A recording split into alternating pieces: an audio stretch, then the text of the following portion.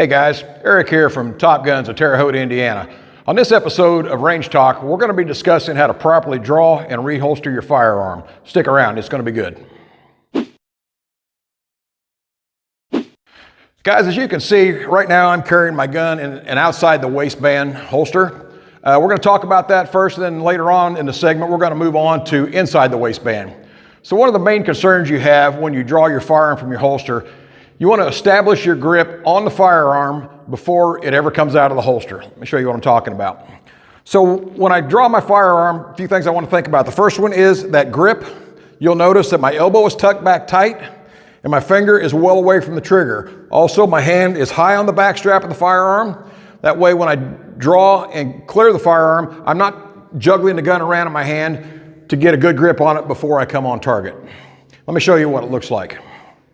So to walk you through it by the numbers, left hand goes to my chest, elbow tucked back tight, finger away, high on the back strap. I draw the gun, and as soon as I clear the holster, I immediately go horizontal with it. I can break a shot from here if I need to. Is it ideal? Of course not, but sometimes you have to do what you have to do. Next thing I want to worry about is what we call the presentation. I want to bring the gun straight out. I want to punch it straight out away from my body. The two things I don't want to do are what we call the bowling technique, which is a motion like this, and even worse, the rainbow technique where you're coming down with your sights on target. Now you see on this gun, I've got an optic. Not only do you want to use this technique with an optic, but it also works well for iron sights. So let's start over.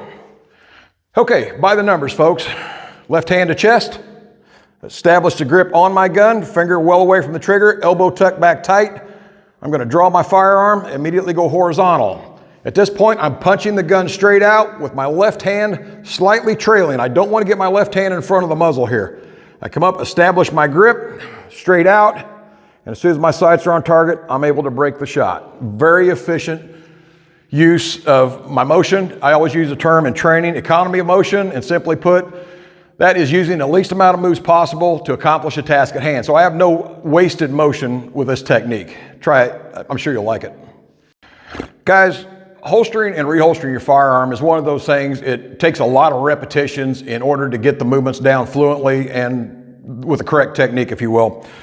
So with that being said, we have to do a lot of draws and consequently we have to do a lot of reholstering. A few pieces of advice when you're reholstering your firearm. The first one I like to point out is when I reholster my gun, my trigger finger is well away from that gun. As you can see, I've got it kind of kicked out there in space. That way there's absolutely no chance of my finger coming in contact with that trigger during my reholster. So I come back, I look my gun down into my holster, finger well away from the trigger, right back in place. Guys, if you like what you've seen here today, please like, comment, and share. And if you have any ideas for future videos, please shoot those to us. We'd love to hear from you. Thanks.